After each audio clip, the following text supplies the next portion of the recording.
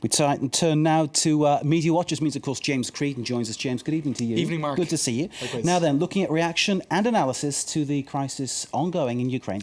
That's right. Huge amounts of it online over the weekend, of course, Mark, as that standoff continues. First of all, to a piece in Politico.com, why Russia no longer fears the West.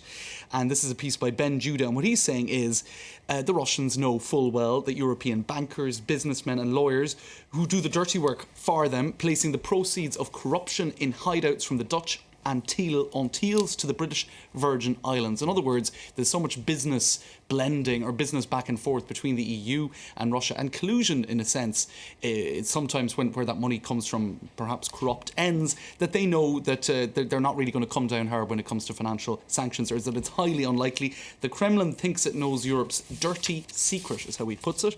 And then he goes on to describe how in the USSR people spoke a lot about Marxism in the 80s, but they didn't really believe it. It's kind of like how in Brussels now people talk about human rights, but they don't really believe it. Europe is really run by an elite with the morality of the hedge fund, is how he puts it. Now, similar sort of vibes coming from the New York Times in this piece by Peter Baker, making Russia pay. It's not so simple. Lots of interesting analysis in that. He gets one quote from Fiona Hill. Now, she was the US government's top intelligence officer on Russia during the Georgian War. So she sort of knows about these rapport de force between East and West. She's now at the Brookings Institution.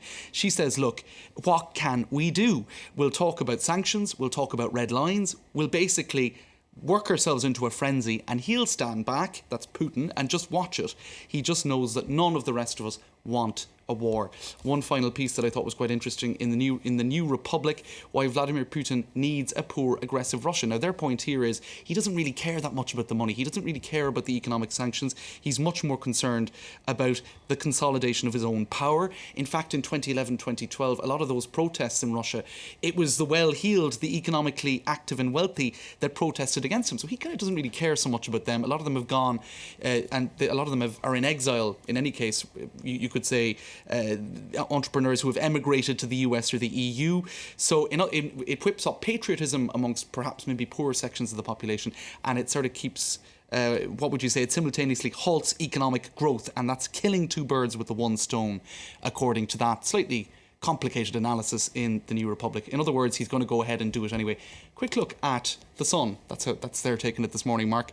Come and have a go if you think you're hard enough. I'm not sure we can see the end of that there, but basically that's a rather simplified way of saying that, you know, he ain't going to back down. That's for sure. I think we have there's one or two. I'll just show you this as we're talking about it now. These cartoons that are on social media. That's one mashup showing him playing chess with all of these Western leaders, taking them all on, one-handed, I suppose, if you like. So that's analysis that's coming through, really, whether it be in tabloid front pages, in mashups on social media, or in serious geopolitical analysis. Everybody seems to be coming back to this Cold War analogy with Putin taking everyone on. Next, James. All right, a little look at what the French media has been saying about it, Mark. The editorial of Le Monde today, they have an interesting take on it. They're saying, OK, Crimea, he's, essentially, you could call it an invasion, certainly an incursion, but that's a secondary concern for him, because Russia already has a massive military base in Crimea. They have treaties protecting that, even with a Ukrainian government that isn't so friendly nowadays, you could say, the interim government. So it was never a question of Crimea being threatened by the West. What he's trying to do here is rattle the new interim government in Kiev, prevent them from concluding financial agreements with the West, and keeping Kiev sort of sovereignty limited.